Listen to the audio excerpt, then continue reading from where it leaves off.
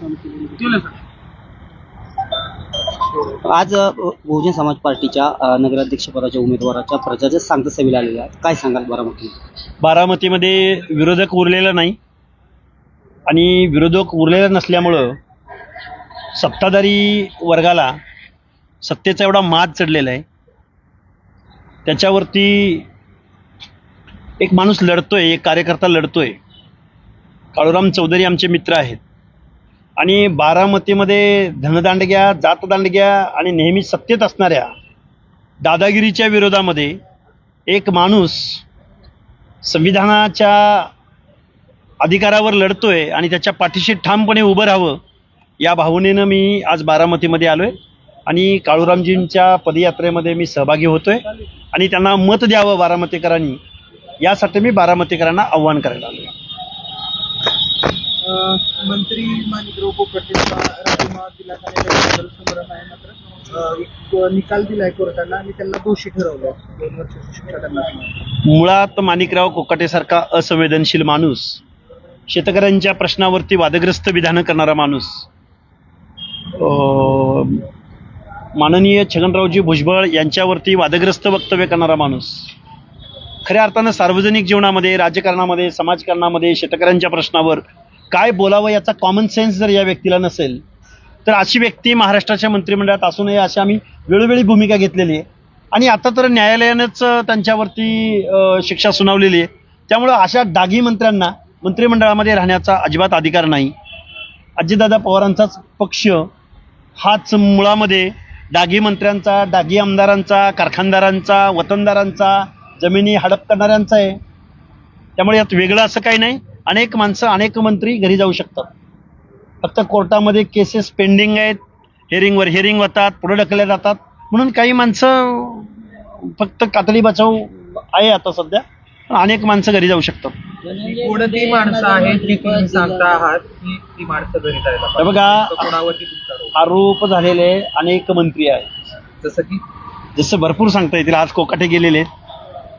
जमिनीच्या अपहाराचे, भ्रष्टाचाराचे आरोप असणारे अनेक माणसं आहेत. मी सांगेन याच्यावरती सविस्तर आम्ही बोलणार आहोत. धनंजय मुंडे यांना पंचपद दिलं तर दुसऱ्या वेळे म्हटल्यात की मी बीडमध्ये जाऊन उपोषण. नाही, त्या उत्कृष्ट संसदपटू आहेत. संसदेमध्ये त्यांनी घराणेशाहीबद्दल अभिमान व्यक्त केला. अशा उत्कृष्ट संसदपटूबद्दल काय बोलणार?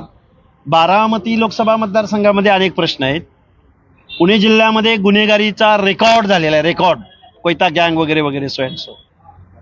इथं सुप्रियाताई सुळेंना बोलता येत नाही, पण बीडमध्ये जाऊन मात्र गेलं पाहिजे. अन्यायाच्या विरोधामध्ये भांडलं पाहिजे. परत त्याच बाईटमध्ये म्हणतात की त्यांच्यावर आरोप झालेले आहेत, गुन्हा सिद्ध झालेला नाही. म्हणजे आरोप झालेल्या व्यक्तीच्या विरोधामध्ये त्या उपोषणाला बसणार आहेत. त्यामुळे या प्रश्नाचं उत्तर खरं तर त्याच चांगल्या पद्धतीने देतील, कारण त्या उत्कृष्ट संसदपटू आहेत. अर्थमंत्री अजितदादा यांनी दिवाळी या दिवसामध्ये म्हटलंय की 5-5 जण एकाच घरातले पीएचडी करतात आणि त्यांच्यावर करोडो रुपये सरकारचे खर्च होतात. हे बघा, अजितदादांचं मुळात शिक्षण कमी आहे. पीएचडी म्हणजे संशोधन करणाऱ्या मुलांबद्दल काय व्यक्त व्हावं जबाबदारीच्या पदावर असणाऱ्या माणसानं, याचं साधा कॉमन सेन्स अजितदादांना नाही. अजितदादा पवारांना जर एका घरात 5 पीएचडी होत असतील तर त्यात अडचणीचं काय, वावगं काय? उलट हे एक प्रगल्भ समाजाचं लक्षण आहे ना, की एका घरात 5 जण जर संशोधन करते, जर एवढा क्वालिफाईड क्लास जर आमच्याकडे तयार होत असेल, त्याचा अभिमान पाहिजे ना महाराष्ट्राचा उपमुख्यमंत्री म्हणून. आणि अजितदादा पवार भारत देशाच्या फॉरेन करन्सीमध्ये सगळ्यात जास्त जर पैसा कशाच्या माध्यमातून येत असेल तर तो संशोधनाच्या माध्यमातून येतोय. जर्मनीचं धोरण बघा, अमेरिकेचं धोरण बघा, कॅनडाचं धोरण बघा, रशियाचं धोरण बघा. तिथं संशोधन करणाऱ्या विद्यार्थ्यांना स्टायपंड एवढ्या मोठ्या प्रमाणात दिला जातो, संशोधनावर एवढ्या मोठ्या प्रमाणात निधी खर्च केला जातो. आता हे 8वी-10वी शिकलेल्या अजितदादा पवारांना काय माहीत असणार? महाराष्ट्रामध्ये, पुरोगामी प्रगत अशा महाराष्ट्रामध्ये अनपढ माणसं जबाबदारीच्या पदावर गेल्यानंतर ते अशीच बोलणार ना. त्यांच्याकडून वेगळ्या काय अपेक्षा असणार आहे? त्यांचेच बारामतीतले तालुका अध्यक्ष म्हणतात की महाज्योतीला मोठ्या प्रमाणामध्ये अजितदादांनी निधी दिला. त्या तालुका अध्यक्षाला माझं सांगणं आहे, अजितदादा पवारांना मी वेळोवेळी हा प्रश्न विचारलाय की सारथी, बार्टी, तार्टी या सगळ्या संस्थांना ॲज कम्पेअर लोकसंख्येच्या प्रमाणामध्ये तुम्ही किती निधी दिला हे एकदा अर्थ मंत्रालयाला एक श्वेतपत्रिका जाहीर करायला सांगा ना. सारथीला इमारत निधी किती दिला, सारथीची वसतिगृह कुठं कुठं उभी राहिली, महाज्योतीला तुम्ही किती निधी दिला, महाज्योतीचं कुठं वसतिगृह सुरू झालं का, आणि महाज्योतीचा क्वांटम किती आणि सारथीचा क्वांटम किती, एकदा एक व्हाईट पेपर जाहीर करायला सांगा ना. कशाला वारंवार उत्तरं देत बसताय. त्यामुळं नियोजन आणि वित्त विभाग सांभाळणाऱ्या अजितदादा पवारांनी जो काही सामाजिक दुजाभाव दाखवलाय, सारथीला वेगळा न्याय आणि महाज्योतीला वेगळा न्याय. ती महाज्योतीची मुलं बिचारे सारथीच्या मुलांना नोंदणी दिनांकापासून एका मुलाला त्यांच्या अकाउंटला 8-8, 10-10 लाख रुपये वन स्ट्रोक. अजितदादा पवारांनी, कुशल प्रशासक, दादा माणूस, प्रशासनावर वचक असणारा माणूस, सारथीच्या पोरांना 8-8, 10-10 लाख रुपये अकाउंटला जमा केलेत, पण महाज्योतीच्या पोराला नोंदणी दिनांकापासून स्टायपन द्यायला अजितदादा तयार नाहीत. याच्यावरती काय म्हणणं आहे, हे कोण अध्यक्ष आहे, कुठला अध्यक्ष आहे माहित नाही मला, पण अजितदादा पवारांना या प्रश्नाचं उत्तर द्यायला सांगा. ओबीसीचं आंदोलन खरं झालं, पण ओबीसीच्या आंदोलनानंतर गोविंद देवकाते असतील, तुम्ही असताल किंवा जे काळूराम चौधरी, ती एकत्र ओबीसी आंदोलन होते, परंतु आता एकमेकाच्या विरोधात निवडणुकीत ठरलेल्या आहेत. कसं पाहता तुम्ही? काळूराम चौधरींनी माझा फोटो छापून मत मागितलेला आहे आणि त्यांना माझा फोटो छापून मत मागायला कुठलंही काहीही म्हणजे ते स्वाभिमानानं निवडणुकीला सामोरं जात आहेत. मग त्या काळूराम चौधरीसाठी मी मत मागायला मला अडचण काय? कारण मी लोकशाही मानणारा माणूस आहे, संविधान मानणारा माणूस आहे, एक कार्यकर्ता माझा SC कम्युनिटीमधला माणूस. कारण काय झालंय, या लोकशाहीमध्ये ओपन इज ओपन आणि कॅटेगरी इज कॅटेगरी. म्हणजे कॅटेगरीच्या माणसांनी ओपनच्या जागेवर उभं राहायचं नाही आणि ओपनच्या माणसांनी कॅटेगरीच्या जागा, असं काहीतरी गोड गैरसमज इथल्या अनपढ माणसांना लोकशाहीचा अर्थ घेतला इथल्या लोकांनी. अरे ओपन टू ऑल, ओपन तुमच्या बापाची जागीर आहे. ओपन मध्ये सुद्धा दीनदलित माणूस, भटका विमुक्त माणूस ज्या दिवशी निवडणूक लढेल, तशा पद्धतीचे विन विन सिच्युएशन, तशा पद्धतीची फ्री अँड फेअर इलेक्शन होतील, त्या दिवशी लोकशाहीची अंमलबजावणी झाली म्हणायचं.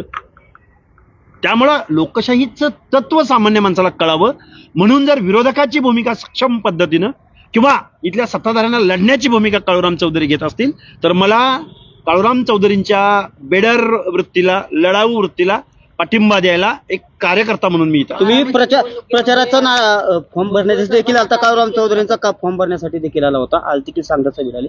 एकंदरीत कसं बारामतीचं कसं वातावरण वाटतं? बारामतीचं एकीकडं धनसत्ता आहे, एकीकडे पैसा आहे, एकीकडं गुळगुळीत रस्ते आहेत, एकीकडे गगनचुंबी इमारती आहेत, एकीकडं बारामती म्हणजे फॉरेन म्हणजे जगभरातल्या प्रसिद्ध सिटीमध्ये बारामतीची गणना केली जाते असं सांगितलं जातंय.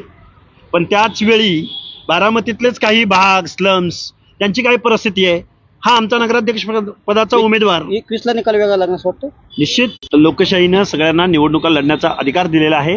निवडणूक आयोगानं निवडणूक आयोगाच्या भूमिकेत राहून काम केलं पाहिजे, की जे कोणाच्या पक्षाच्या अजेंड्यावर राहून निवडणूक आयोगाकडून हे काम करणं अपेक्षित नाही.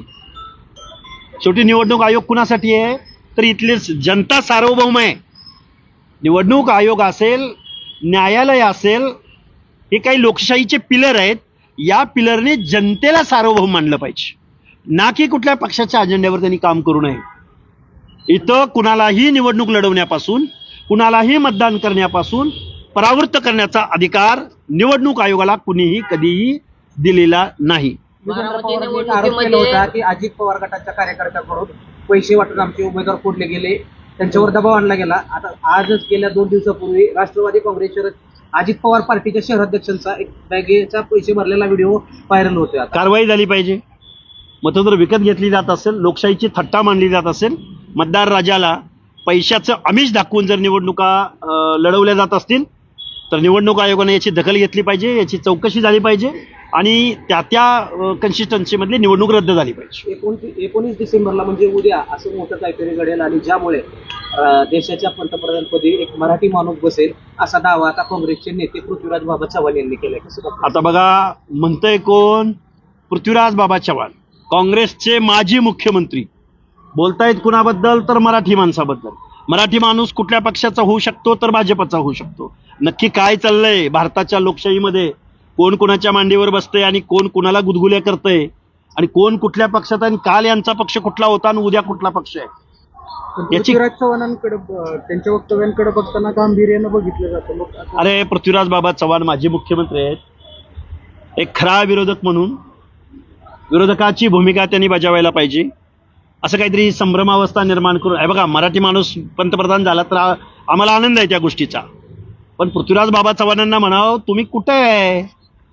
अरे कधी काळी गल्लीपासून दिल्लीपर्यंत राज्य करणारा तुमचा पक्ष तुम्ही माजी मुख्यमंत्री म्हणून घेता.